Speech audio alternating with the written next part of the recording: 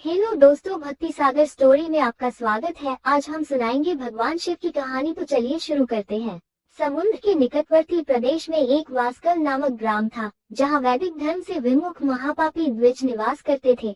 वे सब के सब बड़े दुष्ट थे। उनका मन दूषित विषय भोगों में ही लगा रहता था। वे न देवताओं पर विश्वास करते थे, न भाग्य पर। वे सभी कुटिल वृत्ति वाले थे।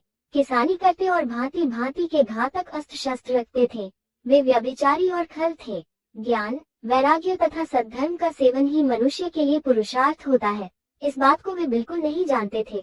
वे सभी पशु बुद्धि वाले थे। जहाँ द्विज ऐसे हो, वहाँ के अन्य वर्णों के विषय में क्या कहा जाए। अन्य वर्णों के लोग भी उन्हीं की भांति कुत्सित विचार रखने वाले, स्वधर्म विमुख एवं खल थे। वे विषय भोगों में ही डूबे रहते थे।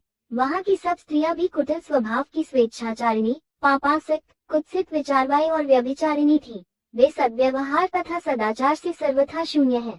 इस प्रकार वहाँ दुष्टों का ही निवास था। नामक ग्राम में किसी समय एक बिंदु नामधारी ब्राह्मण रहता था। वो बड़ा अधर्मी था, दुरात्मा और महापापी था। यद्यपि उसकी स्त्री बड़ी सुंदर थी, तो भी वो कुमार्ग पर ही चलता था।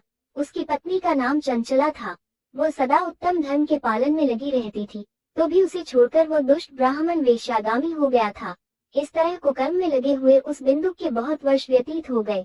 उसकी स्त्री काम से पीड़ित होने पर भी स्वधर्मनाश के भय से क्लेश सहकर भी दीर्घकाल तक धर्म से भ्रष्ट नहीं हुई, परंतु दुराचारी पति के आचरण से प्रभावित हो आगे चलकर वो स्त्री भी दुराचारिणी हो गई। हुए उन गूढ़ चित्त वाले पति पत्नी का बहुत सा समय व्यर्थ बीत गया। तदंतर शूद्र जातीय वेश्या का पति बना हुआ वो दूषित बुद्धि वाला दुष्ट ब्राह्मण बिंदुक समयानुसार मृत्यु को प्राप्त हो नरक में जा पड़ा। बहुत दिनों तक नरक के दुख भोग कर वह गूढ़ बुद्धि पापी विंध्य पर्वत पर भयंकर पिशाच हुआ।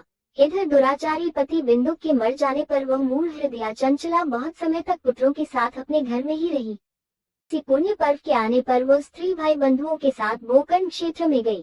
तीर्थयात्रियों के संग से उसने भी उस समय जाकर किसी तीर्थ के जल में स्नान किया। फिर वो साधारणतया मेला देखने की दृष्टि से बंधुजनों के साथ यत्र तत्र घूमने लगी।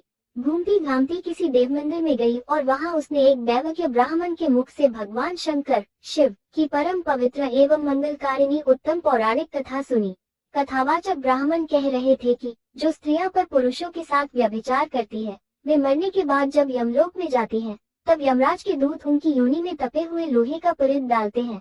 पौराणिक ब्राह्मण के मुख से यह वैराग्य बढ़ाने वाली कथा सुनकर चंचला भय से व्याकुल होकर वहां कांपने लगी। जब कथा समाप्त हुई और सुनने वाले सब लोग वहां से बाहर चले गए, तब वो भयभीत नारी एकांत में शिव पुराण की कथा वाचने वाले उन ब्राह्मण देवता से बोली।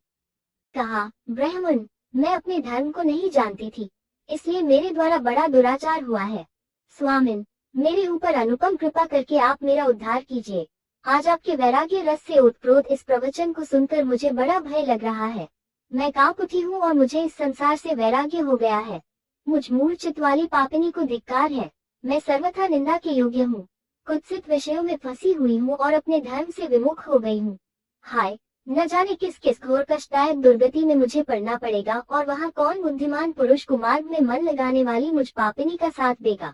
मृत्युकाल में उन भयंकर यमदूतों को मैं कैसे देखूंगी। जब वे बलपूर्वक मेरे गले में फंदे डालकर मुझे बांधेंगे, तब मैं कैसे धीरज धारण कर सकूंगी।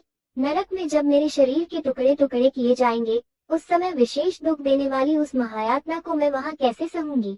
हाय, मैं मारी गई, क्योंकि मैं हर तरह के पाप में डूबी रही हूँ। ब्रह्मन, आप ही मेरे गुरु, आप ही माता और आप ही पिता हैं। आपकी शरण में आई हुई मुझ दीन अबला का आप ही उद्धार कीजिए, उद्धार कीजिए। इस प्रकार खेद और वैराग्य से युक्त हुई चंचला ब्राह्मण देवता के दोनों चरणों में गिर पड़ी। तब उन बुद्धिमान ब्राह्मण ने कृपा पूर्वक उसे उठाया और इस प्रकार कहा। कहानी पसंद आएगी तो लाइक और चैनल को सब्सक्राइब जरूर करें।